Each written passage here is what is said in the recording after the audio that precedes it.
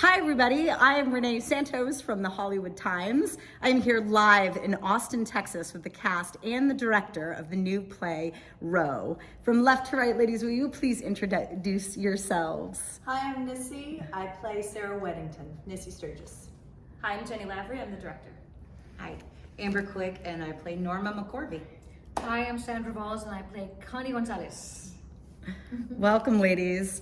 Well, I have been dying to come review this show. This has been a magical moment for me to actually be in the state of Texas, as so many of us are aware of this story. To actually witness this story come to life in the state of Texas was pretty mind-blowing tonight.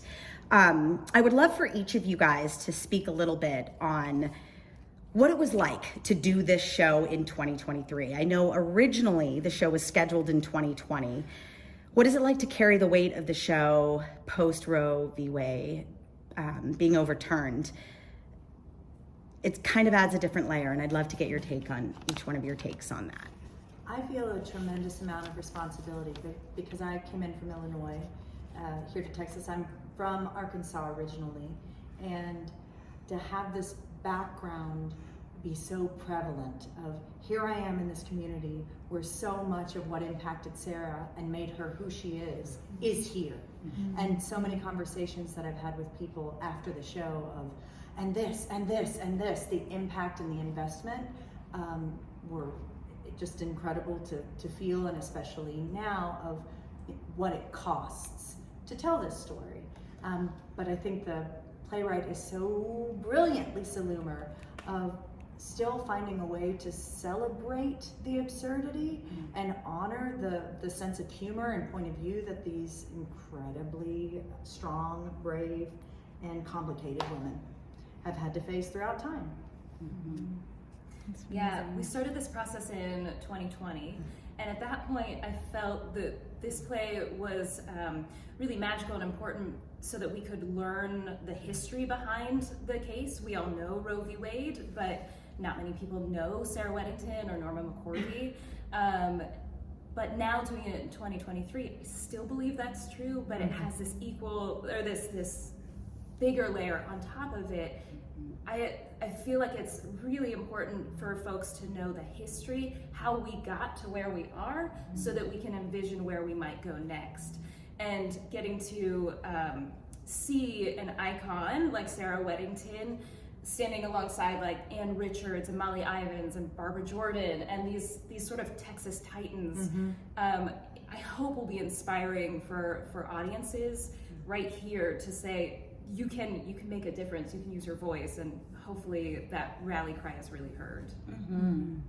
Yeah, I think the biggest shift that I felt, I mean, of course, just the whole world had shifted, right? But that just from those handful of days that we had together in 2020 before the lockdown, to circling back almost 3 years to the date later, that going into that first process, there was just more smile to it. This is a very complicated issue, and this is a very complicated story, and we just want to serve the story, and we want to help people understand why this is so complicated. And then in those 3 years, and then, regarding the Dobbs decision, we came back and we were like, this is a complicated story.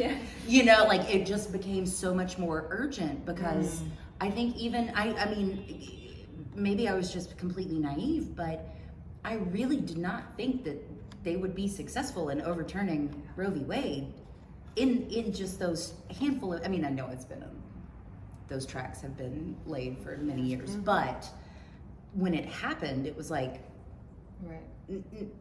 no. Anyway, so it was just, there was so much care for the story from the beginning because these characters are so beautiful and compelling and complicated and, such human people, that there was already so much love and attention there, but then being able to come back this time knowing that, okay, how many people actually know all of the details of this story, and let's deliver it as lovingly and humanely as we possibly can. purpose felt clear. Yes, absolutely. There's a different kind of fire. Yes, there was like, you took the word out of my mouth.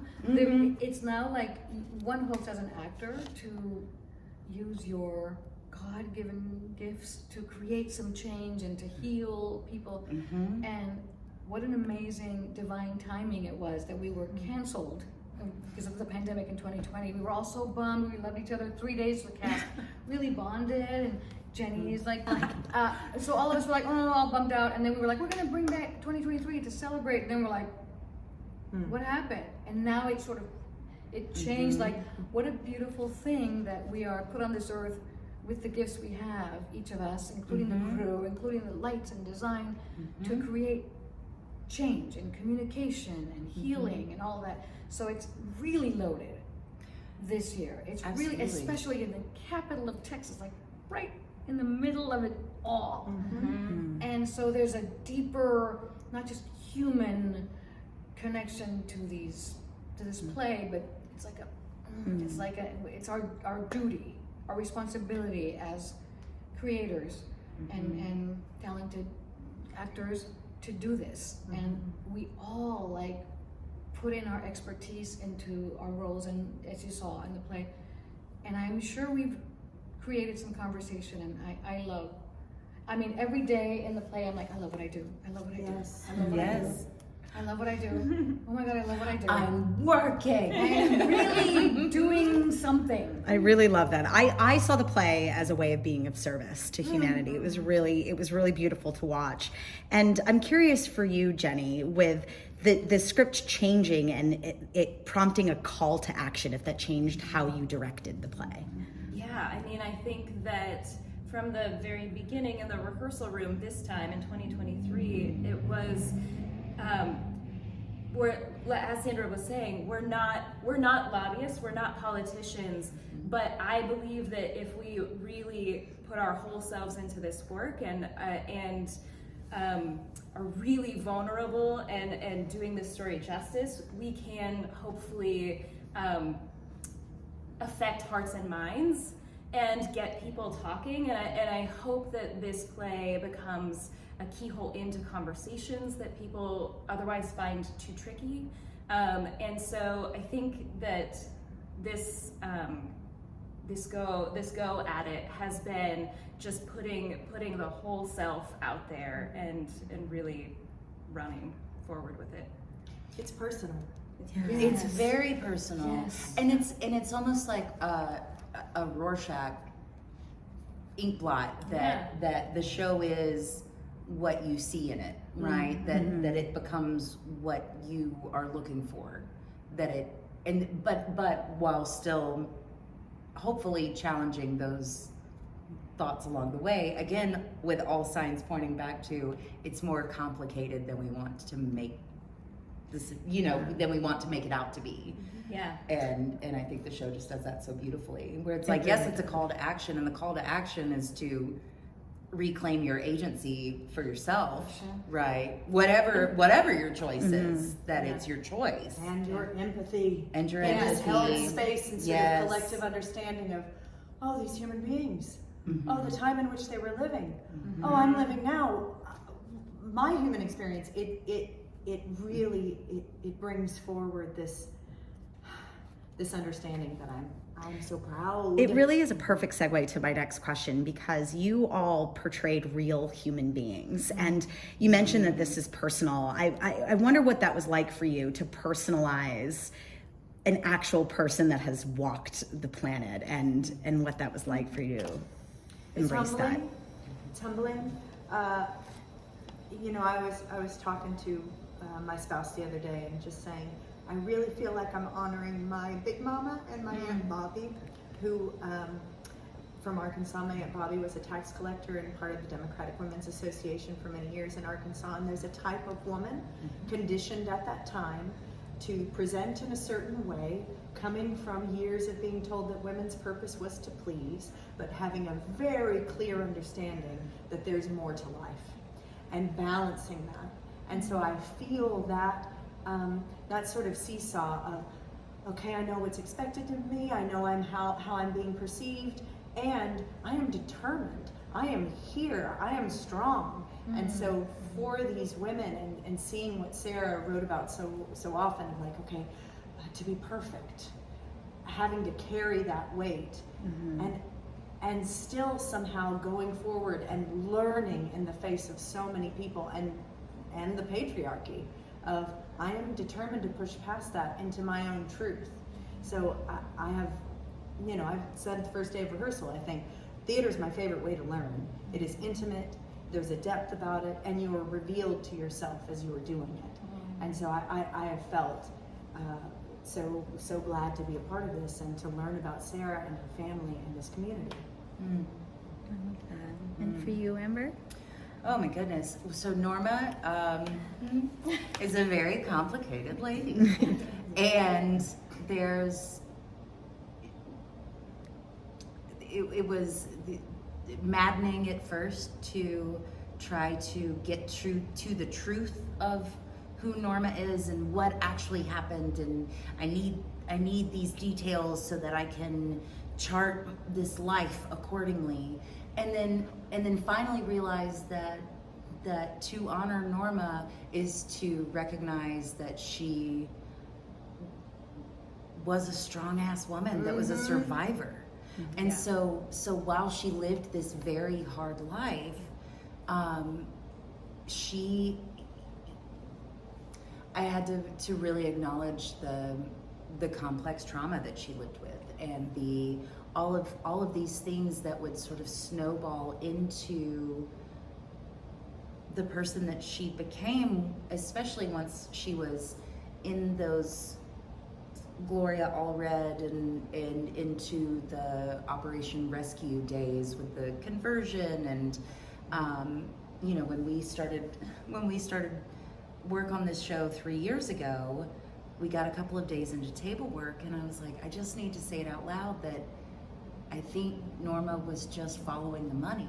I think she was happy to show up wherever there was a paycheck with love, with so much love and respect of like, get your bag, like take care of yourself, provide for yourself, because before Connie, no one else ever provided for her.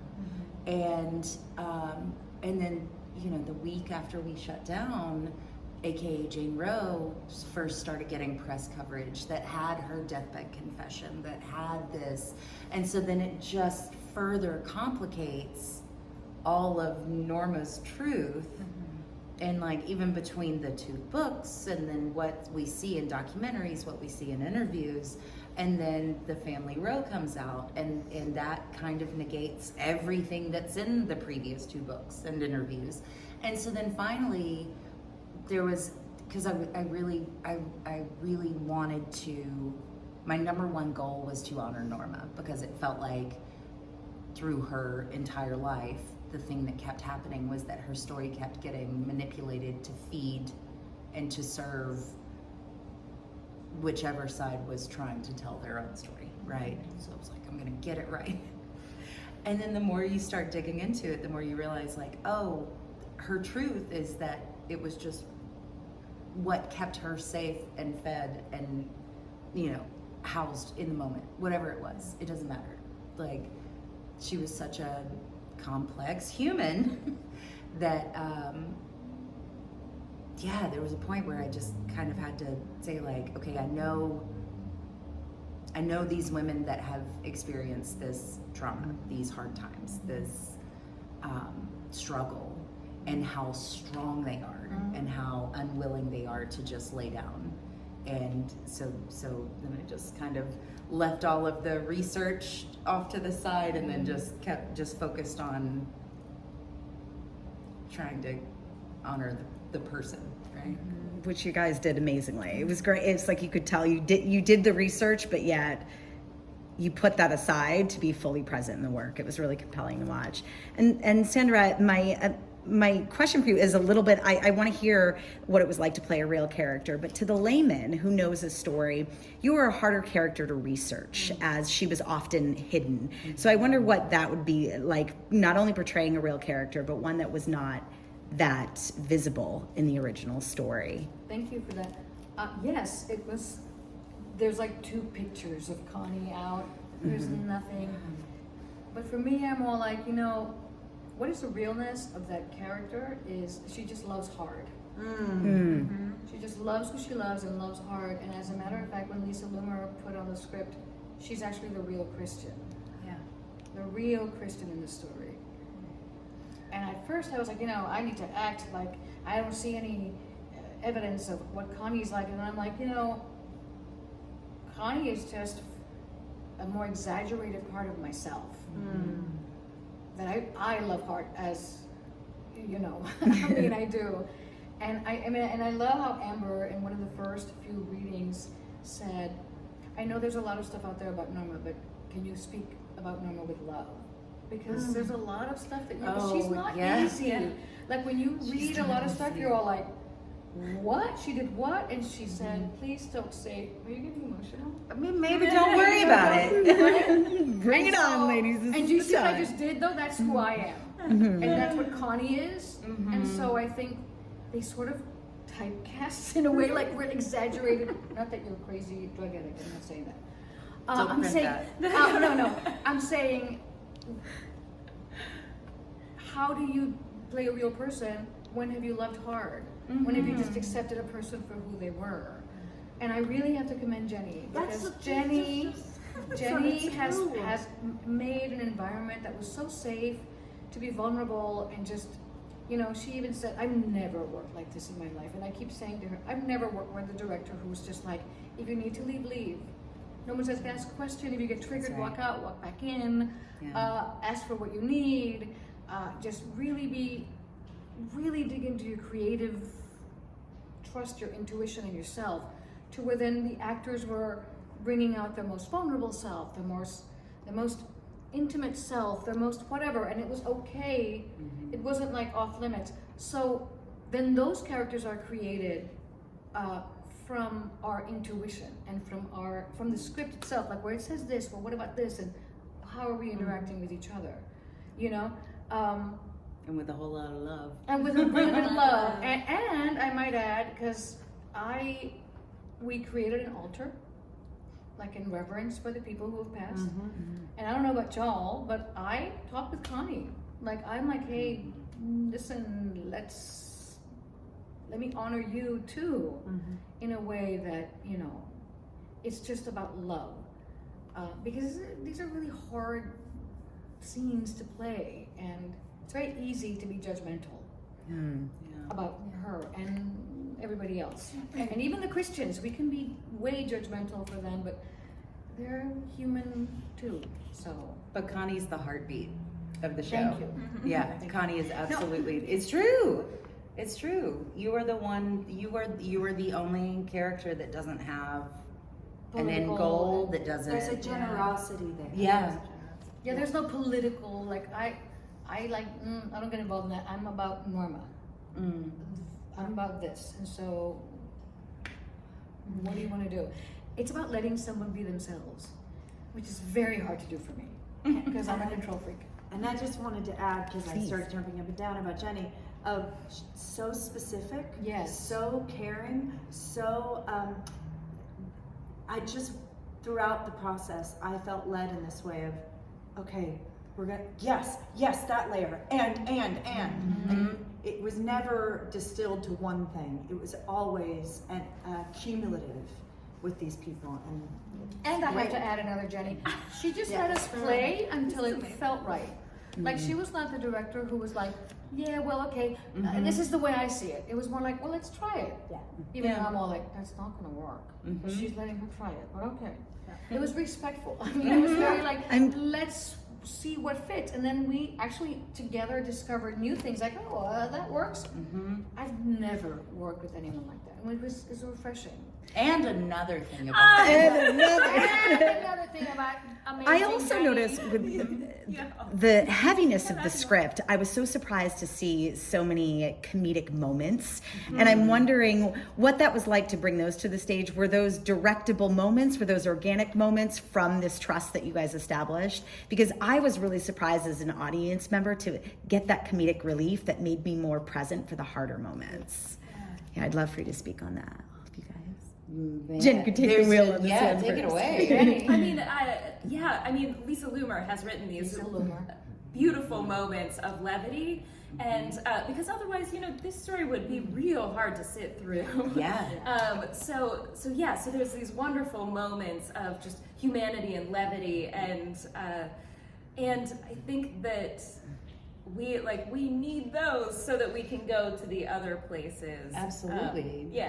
And I think it was just a lot of trying different things in rehearsal and figuring out what made sense to this group and what made sense to with the particular chemistry that's in this room, and what would make sense for this particular audience. There's certain things in the script that we play, like Ann Richards. Yes. When Ann Richards is mentioned in the script, if we were in Oregon or Connecticut, you'd probably move right by that, but that name in this area gets a huge round of applause. Yes. And so just keeping in mind who will be sitting in our audience and knowing sort of the timbre of it was helpful. What do you all?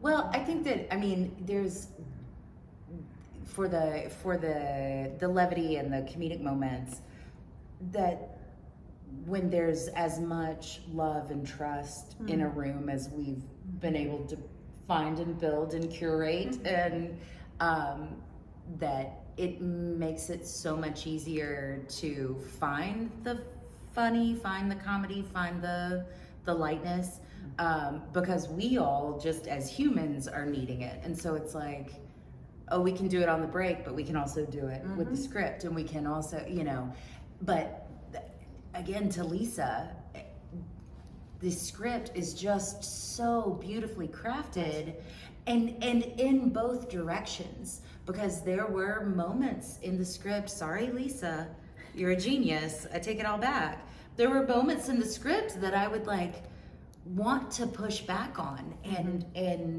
it's too much, I don't understand it. And then I was like, okay, but I'm gonna do it. I know I'm gonna do it, but I don't understand it. I don't like it. And then we get into previews and start, get it in front of audiences, and finally realize that Lisa has, for the moment, no spoilers, but the moment that I'm talking about in particular is where it feels like her acknowledging this sort of mob mentality, where it's like, oh, you say the snarky thing and it might get a cheer, and then your next action is, well, shut it down. It's like the slap on the wrist, and it's brilliant. She has like when you release. She Yes. has several let's do a little laughter, and then then give them that serious. And the script is great, and you're right. I didn't get a lot of moments, and Jenny was like, "Just go with it." And I'm like, Jenny, I don't understand this, and then it kind of worked. But it worked. To your earlier point, though, too, there's some of these scenes could be really hard. Yes. It could be really dramatic, but it's not this show. And so finding, I think, as a group, finding the tone that we don't play everything as drama, and that we keep the pace moving and a quickness. And also, it doesn't hurt to be in a room full of comedians and people who can tell a joke. I mean, you all are so gifted at finding the comedy, which is To be in a play, Sorry. no. Well, but to be in a play that embraces theatricality, Yeah. what a gift! Yes. Like the joy of theater. Sarah, that's the character. But Lisa uses that. Yes. Like, she doesn't shy away from it. If we're all here, we're telling this story here. These are the wonderful actors who are here for this, and you're here for this. Let's embrace it. So there's a dramatic moment that happens, and then in the next second, people are changing clothes and in wig caps on stage. And Chaos, Which was absolute magic to watch. I mean, some of these moments, like your character Sarah not being able to tell a joke, and then your delivery on how she is able to embrace a joke was an awesome moment to watch. And San, for your the moment with the bologna was hilarious. When you're like, no one likes bologna. Oh yeah, I'm sorry, that's Norma's line. But that moment between, you didn't play the comedy. Like the serious reaction to the fact that no one does like bologna is what made that moment magical. You can sponsor on this show. Yeah, the bologna sponsor show. That actually makes me think of the next question. I wasn't going to ask this, but as an audience member, I was really curious.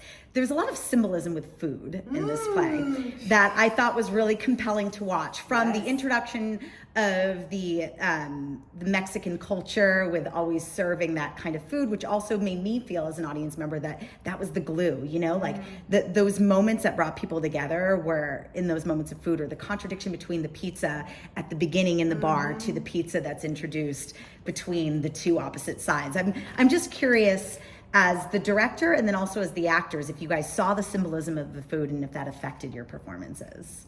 Yeah, great question. I mean, we often joke that this is a play about quick changes and eating food on stage because it's in every scene almost. I don't know. Do you want to talk more about your experience? Because you ate the entire time. We did notice that.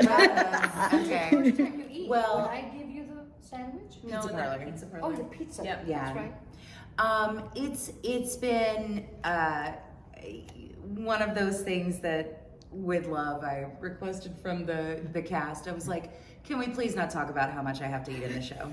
Can we please just not acknowledge? I'm very aware that I'm eating food during the show, but in the script itself, my mantra has become, Norma didn't come to nibble. Right? That like that everything for her is so transactional. And so everything is I don't want to say manipulated by, but that she's everything to her is a transaction. And so it's, oh, you're gonna feed me? What do you need from me? Oh, you want me to sign these papers? I'll sign these papers. Oh, you want me to come to your church? Yeah, whatever. Is there going to be food there? You know, that just this idea of, again, before she met Connie, that there was so little care for her, that she was just so alone, and everything was, what do you want, this body? Do you want, you know, like, what do you need? Unmet needs, right? Yeah. And so it's all just, there is I think the food is symbolic just as much as just even acknowledging her when you aren't putting her down, right? That like there's a lot of condescension and anger and abuse sort of hurled at Norma, and so then when it's not, there are many ways that it's not even a love language, because I think that I wonder if she ever fully knew love, but there's I feel like Lisa just used that as such a strong like linchpin throughout the story of like, oh yeah, this is I feel it's intentional, like the pizza with the lawyers, the pizza with Flip. And the pizza is like a very convenient food. You buy it, you order it when you're hungry. It just fills a void, but it's not really like something it's not a special thing. It's not like, I'm gonna take you out for pizza. No. I'm sharing myself with you. Right. So it's like, it serves a purpose. I'm gonna eat the pizza, and it's quick and easy and cheap.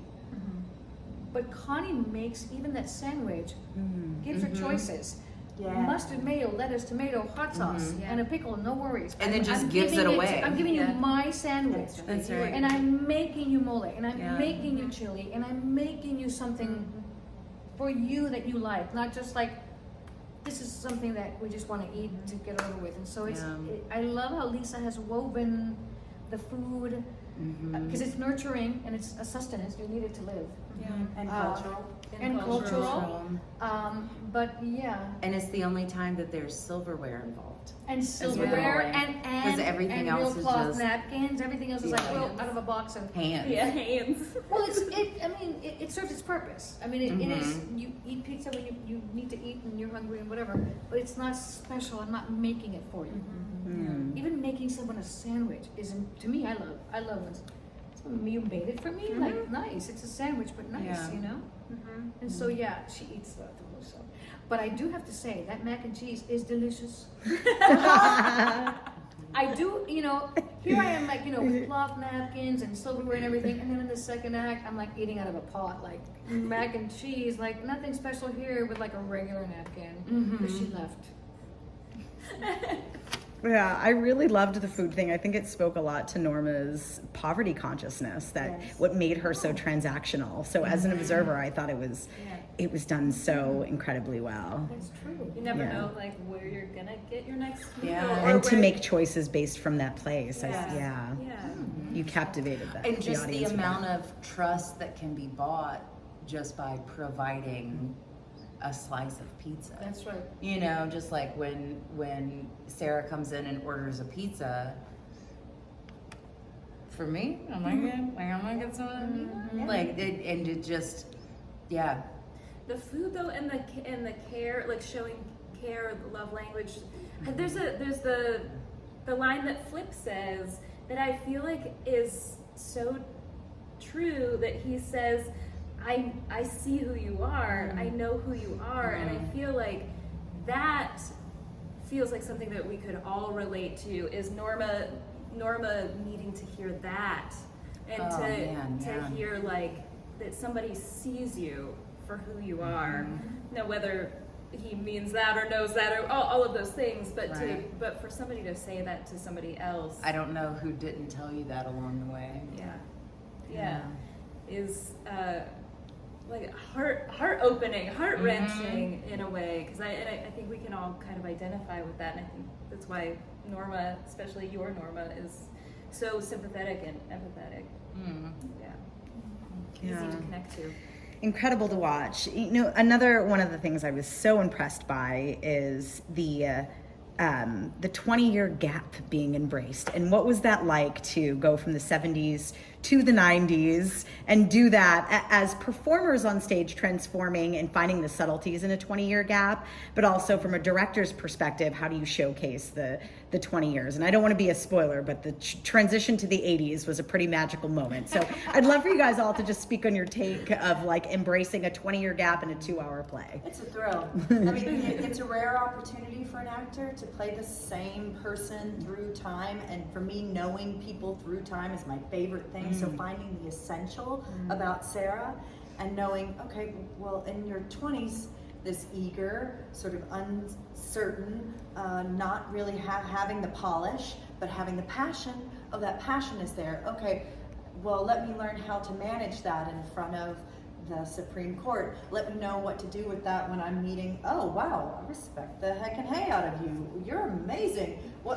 This is exactly the person that needs to be part of this case. And feeling that transition of, you're kind of pushed along the way by all the different relationships that come in front of you. Yeah. Well, and really it's a 40-year gap by the time that we get to 70s. From their 50s. 50-year gap. Because we start in our 20s and then by the end of the show, we're at our age of passing, which was 69 and 76, and so it's incredible, the efficiency of this script. I know we keep talking about this. That Lisa Come on, Loomer, Lisa. that has been our thing. That It's Lisa so- Loomer. It's so impressive because whole worlds are lived in these 2-3 line exchanges.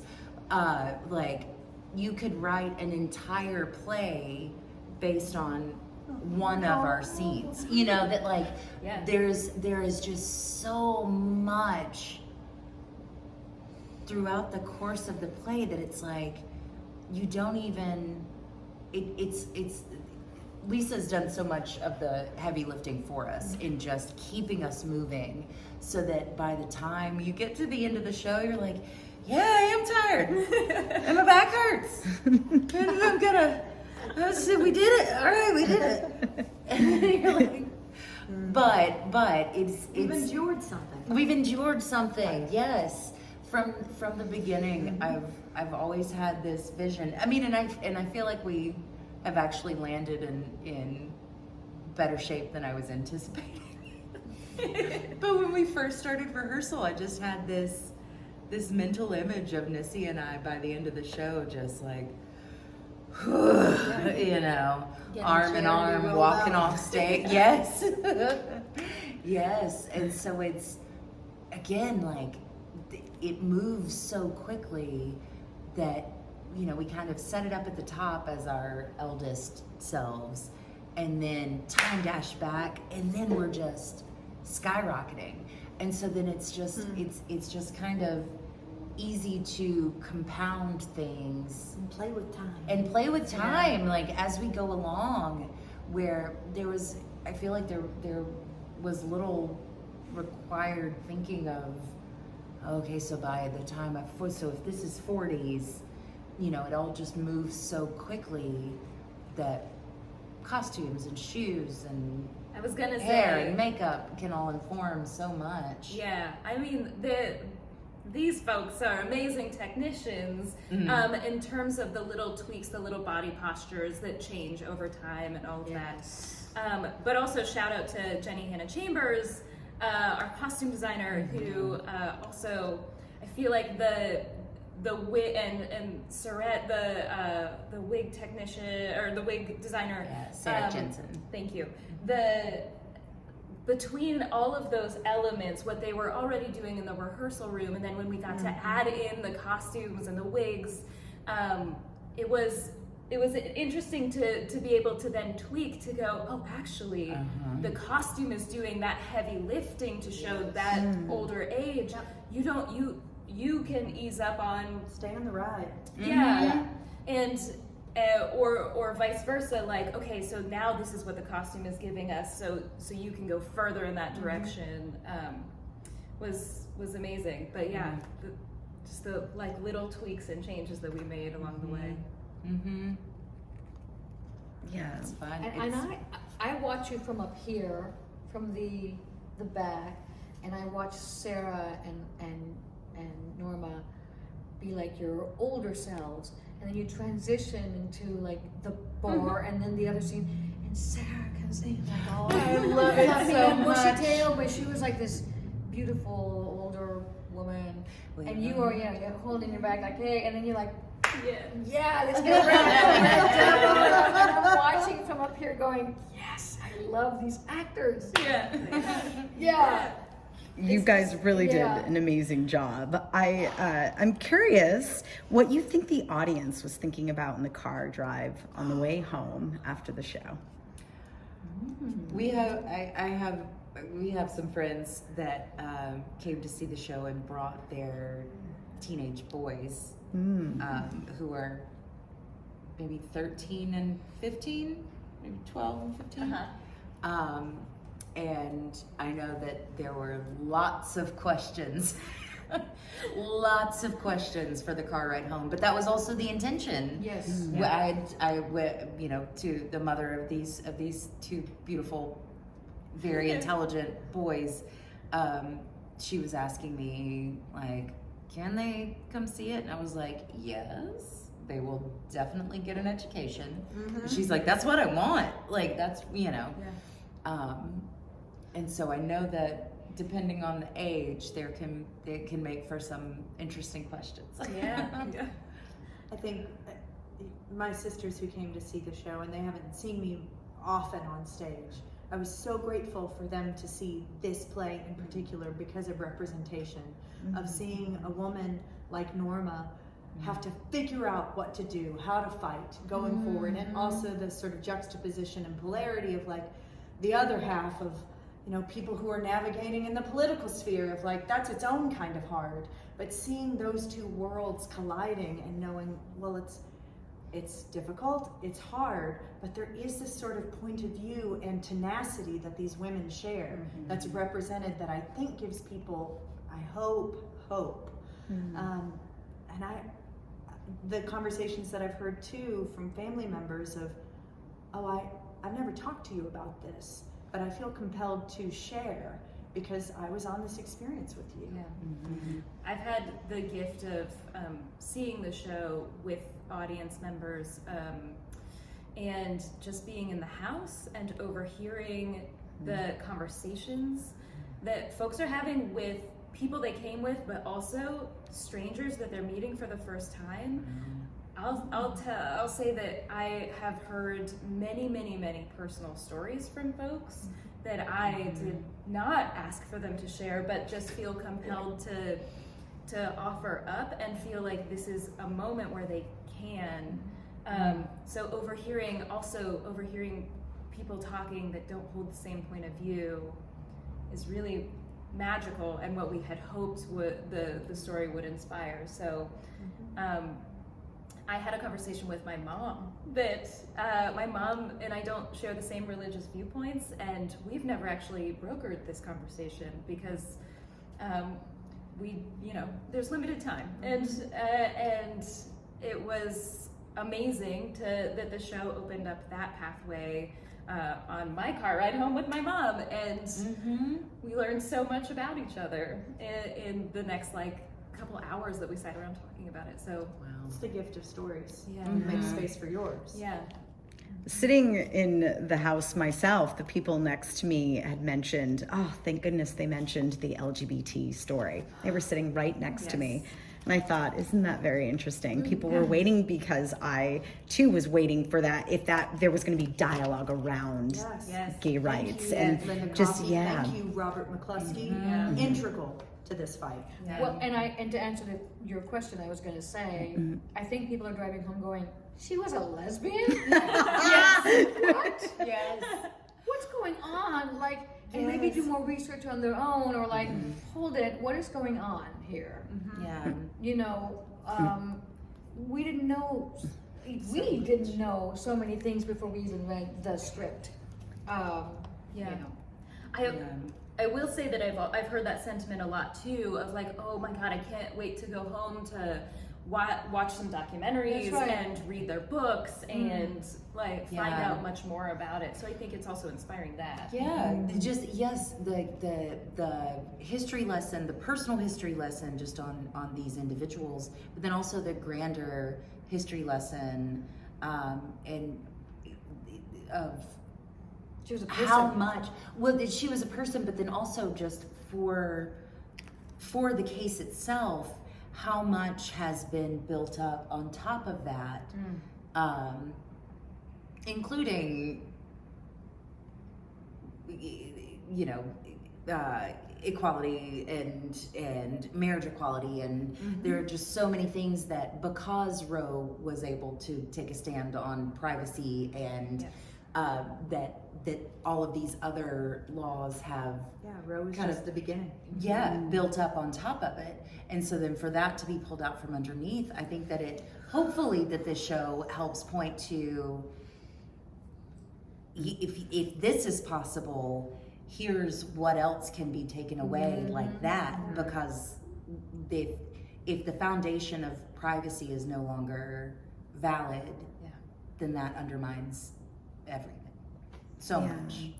We only have a couple more minutes here, but I really wanted to hear what you believe the future plans for the show is. It's such an important story. It was compelling to watch in Texas, but I'm wondering what the vision is for the future of the show. Anyone can answer this. I would. So we've been very focused on this run and this production here at SAC, which we run for another week until April 30th. I hope that the show moves on from here. I think there's a need to do this show all over this country right That's now, right. to start these conversations, to get to know who these folks are. So I hope that it continues forward. You mean our show? Our show. This cast, this crew. I mean, touring maybe around. we're available. We're I don't know. available. As an actor, you could go and do a different production of this same show with a different group of people. It's never the same. And what's really special about this group is there is a built-in mutual respect and that joy that I think that's just embedded. I mean, that sense of humor that we've been talking about, it's really special. And this group in Austin is incredibly special. And I mean, I don't have enough good things to say about everybody. There's a lot of love in this cast. And I feel like a lot of love for what Lisa has brought and what she's worked so hard to create and to share with audiences. We are game for it. So anyone who comes here and wants to see this play and then say, come on to my house, we're on our way. We'll be there. We'll be there. I would love to see this play in Los Angeles, and if I have anything to do with all of you there. Let's go. So if I have anything to say about it, you hear that, Hollywood Times, you heard it here. Thank you so much, ladies, for giving me your time today. I can't wait to see what happens next with the row.